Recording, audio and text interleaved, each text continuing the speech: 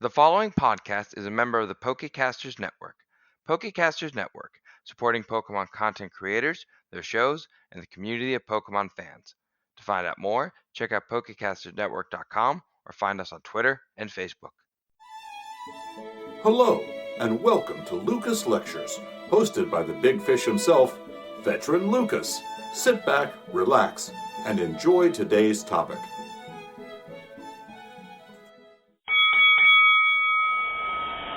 In this corner, call him Bruno Mars, cause this little chipmunk will catch a grenade for ya. Let's hear it for Chespin. And in this corner, breaker of the 3-gen fire fighting curse. You love her type, but you're meh on her design. Give it up for Fennekin. And in this corner, the frog that broke the meta and was somehow still abandoned by Ash in the anime. Put your hands together for Froakie. Each Pokemon has their strengths and weaknesses, but which one is the most practical one for you? Let's get it started! Hello everybody and welcome back to another Lucas Lecture. It's me, Veteran Lucas. Hope you guys are having a fantastic day or night. Now for this episode, if you guys are new here, we are going to be doing another episode on the Generation Showdown. We have finally made it to Generation 6, so we are going to compare a chipmunk, a fox, and a frog to see which one of them are the most practical for you. Now, a little bit on Generation 6. Generation 6, it kind of is what started the snowball that's been rolling down the hill to get us to the Sword and Shield and the Pokemon we know as of this recording. This is when we first got 3D Pokemon out. As much as people can complain about the generations, I was there, and I remember when all y'all complainers saw that first trailer and saw Froakie for the first time in 3D in a handheld. Y'all lost your minds. Don't even pretend you didn't lose your mind. There was, of course, the sprite purists who wanted everything to stay in the sprite world, but no. The jump to 3D on the handheld, while not seamless, was one of the biggest jumps Pokemon ever made. Obviously, they should have made it with Generation 5. That's just my thing. But I really am happy that this series came out. I really am glad to get a chance to talk about it because this generation had some nukes. Not the starters. No, well, not all the starters. We'll get to that later. But this generation really had some cool Pokemon, and hopefully we can talk more and more about them as we keep doing more episodes. But let's focus on our first starter. Now, if you are unfamiliar with how we do things here, there are 4 categories. The battle potential, how well they're going to do in a fight in the game. Care and maintenance, how well you're going to be able to take care of them and how much it's going to cost you. Child friendliness, could a 10-year-old or some other newbie trainer handle it? And utility, how good is it outside of combat? So let's go ahead and just jump right into Chespin. Chespin is based on chipmunks.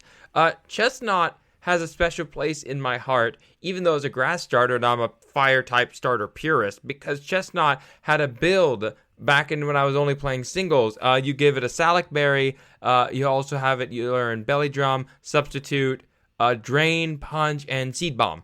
And you basically were, if you used Yawn Espeon before that, you were actually able to put the opponent to sleep, change out to Chestnut, Substitute, Belly Drum, Salac Berry gives you a boost, you're super powerful, Drain Punch to get your health back. I called it the Berserker Rage. It was phenomenal.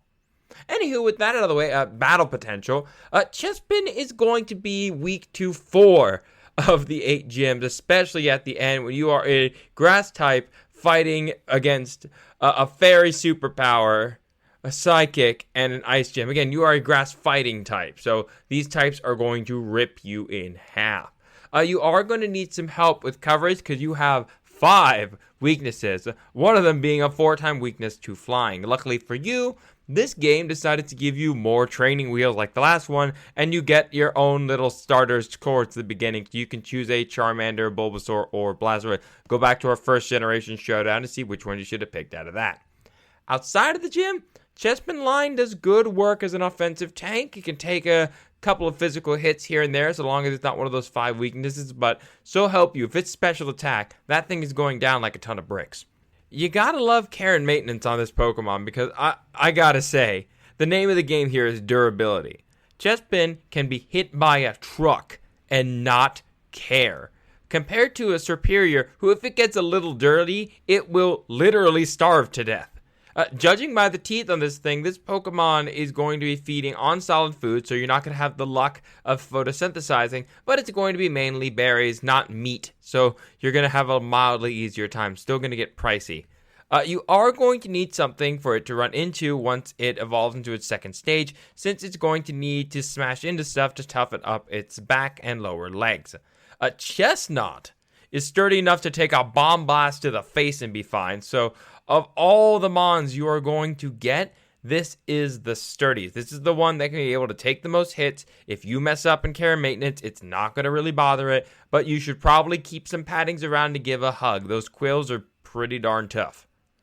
Now, as far as child friendliness goes, it's curious as a personality. That's one of the things they state about it, that it's curious and it causes trouble, but it doesn't mean to. This Pokemon wants to be positive and helpful, and I think this is one of the best starters for a Pokemon trainer to get. Since it's so durable, you're not going to be able to really mess it up. Think about it. When you give a kid a puppy, there's a good chance they're going to pick it up and drop it when the puppy freaks out at something, and the puppy might get hurt. You can drop a chest pin off a cliff, and it's just going to get back up and smile at you, thinking it was part of the game and not a horrific accident. As it grows up, it only fights to defend itself and its friends. So it's going to jump on a grenade for you at any given time. This Pokemon is going to be a ride or die kind of guy with you.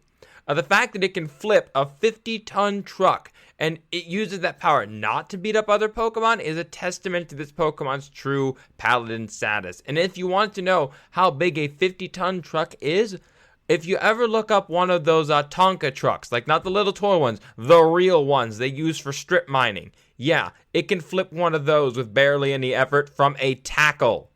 That's nuts. Utility-wise, I gotta say, outside of combat, what do you do with a living wall with a death wish that wants to stop all explosions? Construction is an obvious one since it can flip any piece of machinery on the market, but outside of running a bomb squad for the police, you're not really going to be doing much. Even if you did run a bomb squad, pretty cool. Most of the bombs in the Pokemon game are just going to be, Pokemon that got a little ticked off at the power plant, or some lunatic who got really upset that the Poké Center took slightly longer to heal his Pokemon. So outside of really defending people from death, you're not going to be really having a peaceful life. Although, to be honest, given its peaceful-ish nature, I don't think it would mind sitting around doing nothing. It just wouldn't be as useful with those skills. So, to wrap it all up, for battle potential, let's give it a 3 out of 5, just because in the gyms, terrible. Outside of the gyms, not bad. Let's give it a 4 out of 5 for both child friendliness and care and maintenance, because to be honest, being so durable makes it such a useful Pokemon to have, so it's easy to take care of, and it's easy for someone to learn the ropes without actively damaging the relationship with this Pokemon. And for utility, I gotta give it a 2 out of 5, because I want to see utility outside of combat, and even though it's not throwing the punches, its entire existence is to take punches. And I really don't think that counts as avoiding combat. Now, next up is the one that I picked, and that would be Fennekin, our Fire Fox starter, and the breaker of the Fire-type curse. When people first saw this Pokemon, they started the chant of, not a Fire type, not a Fire type, not a Fire type, not a Fire type. People were freaking out. But the second they realized it would turn into a Fire Psychic, people started hating on the design instead, which again, that's par for the course if you're new to the Pokemon community. So this was, again, the first Fire starter to get Psychic type, but it was also the first one since Gen 2 to have a focus on special attack. So keep in mind, this is the first Fire starter since Generation 2 to have a focus on special attack. Also, one of the first starter Pokemon to go for a more feminine design, which went with the whole witch theme that it would later grow up with. So, battle potential. Even without the second starter, you will slaughter most of these gyms. Only one gym is super effective against Fennekin. The rest are either weak or neutral. Fairy types, when they first got announced, big scare. Everyone freaked out a little bit. They didn't know how to fight it, but luckily fire types became the safe type to use against them. The downside for this Pokemon is that your physical defense is like a piece of wet bread. Luckily, you have good speed and good special defense to kind of balance that out. As far as this Pokemon combat-wise goes in-game, you're basically unstoppable as long as you stay away from any physical attackers. Now, as far as care and maintenance goes, Fennekin starts out with a diet of twigs, which isn't too bad if you go through forested area. You just munch on dead twigs and you help keep the forest floor clean of debris. So that's actually part of the ecosystem, not as expensive. The downside is that its ears vent all the heat at almost 400 degrees Fahrenheit. That is almost twice the boiling temperature of water. It is even described as being a Pokemon with a temper. If this Pokemon feels like it, it can give you third-degree burns without even lighting a fire. It just lets the heat out while you're close by it, and it is going to scorch right through your jeans, and it's going to hit you right under your skin. It is not great. Do me a favor and never look up what a steam burn looks like. It is horrifying. As it evolves, it is going to get more and more powerful, and eventually shoots fire that's even hotter than lava. But heat proofing is going to definitely be the name of the game on this one. This Pokemon, being a feisty fox, you're going to want to be able to get near it without, bursting into flames or being burned beyond recognition. Oh, on that note, let's go into child friendliness. That whole thing about it having a temper, this Pokemon is based on a fox, and foxes can be quite independent and destructive. I have a friend of mine who's an animal rehabber, and she works tirelessly with a fox that she rescues just to make sure that it doesn't rip and destroy everything it touches. It takes a lot of care, time, and maintenance to deal with these animals in real life, so adding one that shoots flaming hot air out of its ears doesn't seem like it would be the best thing. Once they grow up, they are able to communicate better and use their psychic abilities. Sadly, this Pokemon doesn't get telepathy, which is a massive loophole in the Pokemon world. Technically, if your Pokemon knows telepathy, you don't have to second guess. You could literally outthink your opponent and then fight without ever having to talk. It's great. If the kid does survive a couple of burns, if you as a trainer are able to deal with being threatened by imminent burnt off skin every chance you try and go in for a hug, this Pokemon will make a fine partner.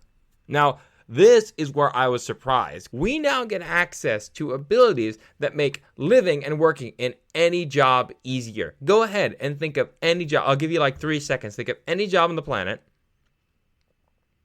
Now tell me it wouldn't be improved with the ability to move things with your mind. This Pokemon does need to learn the moves, but it has the potential to learn things like telekinesis, so it's able to lift things off the ground without barely any effort.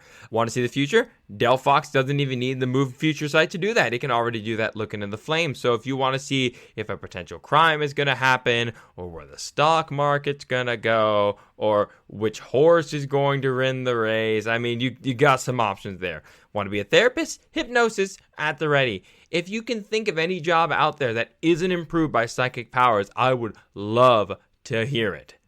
So on to the ranking. Let's go ahead and look at battle potential. I'll give it a 4 out of 5 just because it's able to do such tremendous damage to the gym.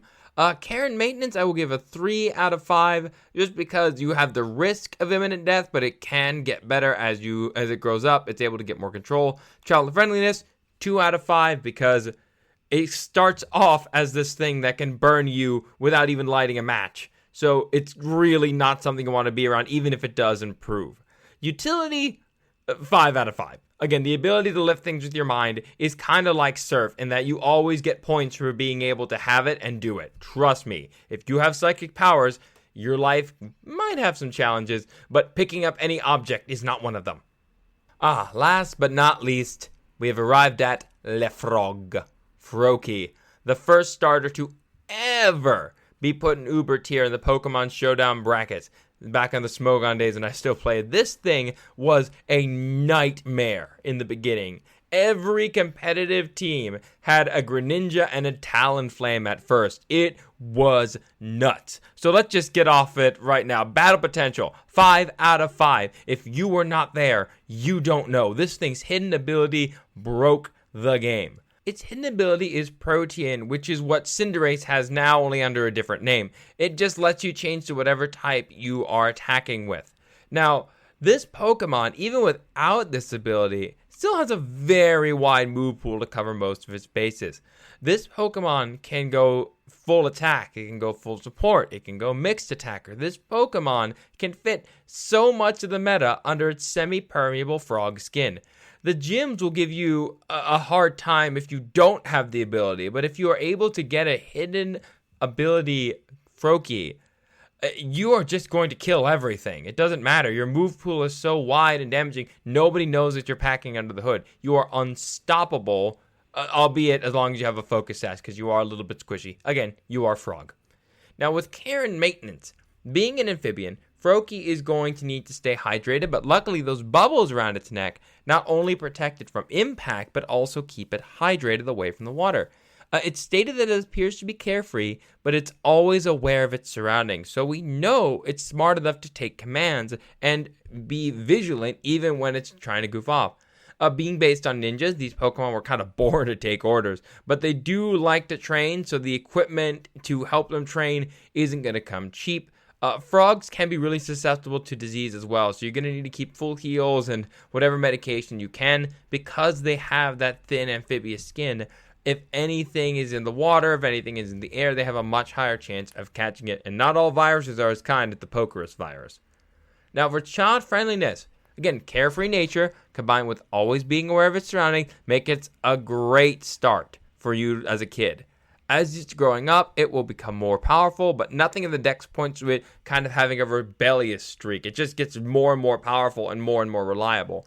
It does get a bit sadistic, and that's a problem as Greninja. When it becomes a Greninja, it kind of plays with its food, it toys with its enemies, and that really is a downside because if you're an inexperienced trainer, you might just let it, goof off and have a little fun, and that's when the Pokemon you're fighting surprises you with a move you didn't see coming and you lose. You need to be able to keep it focused on finishing the fight efficiently and quickly. So there are no surprises, there are no scruples. But again, if you're a new trainer, you might not know how to do that. Now with utility, it learns a lot of attacks, but most of them are all built for damage. Again, surf, you always get a point for being able to surf, well done. But Greninja is literally a warrior frog that thrives on stealth combat. It can learn camouflage, making it perfect for recon operations, so you can listen in on criminal activity, or you can, collect information from rival companies if you want to start really committing crimes. No, actually, if you really want to start committing crimes, let's be honest, ninjas were not recon. They were assassins. So give this thing all its little stealth moves, start becoming a contract killer, and you will literally have the perfect Pokemon to help commit horrible assassinations across the political and economic theater that is the Pokemon world. Luckily for us, I do not give points for potential murder frogs, so we're not going to count assassination as a job, because it's not a job, it's a crime. Anywho, battle potential. 5 out of 5. When you break the meta, you get 5 out of 5. Doesn't matter who you are or what you did, you broke the meta, people were scared, 5 out of 5. Care and maintenance, 3 out of 5 because it is a frog. Child friendliness, 3 out of 5 given that it's a bit sadistic. Utility, gotta give it a 2 out of 5. If we included assassinations as a job, I would definitely give it a 3 out of 5. So to really wrap it all up, if you want a carefree Pokemon, gets a little bit klutzy, but is able to survive a bomb going off in its face and still come out smiling, go ahead and get the Chipmunk. If you want a Pokemon that has all this utility, all this ability once it fully evolves, and are willing to risk the horrific scarring and burning of your skin by just going to pat its little cute ears, then go with the Fox, our little girl Fennekin. And finally, if you want to go with the super destructive stealth ninja assassin frog, yes, those are all adjectives that should be added to Froakie, you go ahead and you take that evil frog, and I will see you on a wanted poster somewhere down the line. So I would like to give a special shout out to someone who's been helping with some of the work I left behind in Florida, and that would be Miss Jackie Kroger. Thank you very much for maintaining some of the activities I left behind at the Florida Aquarium. Your boss called and let me know that you were taking good care of it, and that's really nice. So thank you very much for keeping up some of those activities, and I'm very happy you're listening to the show. Keep up the good work and get back to work. Anywho, thank you guys so much for listening. I love getting to do these showdowns. We're almost at the end. Once we get to the end of these showdowns, we'll go ahead and put it on to hibernation. But again, you guys listening really keeps us going. You helped us get through the pandemic. You're helping us get through the vaccine period. You guys are awesome. Please, if you know someone who might be interested, go ahead and share a link to this episode or any of your favorite episodes. We love having you guys share. And again, keep up those requests. We have gotten some really good ones, and we are finally getting to that weather request next week. I had to track down someone from the National Weather Service, but we are going to have a weather episode. So until next week, have a wonderful rest of your day or night. We'll see you guys in the next episode. Peace!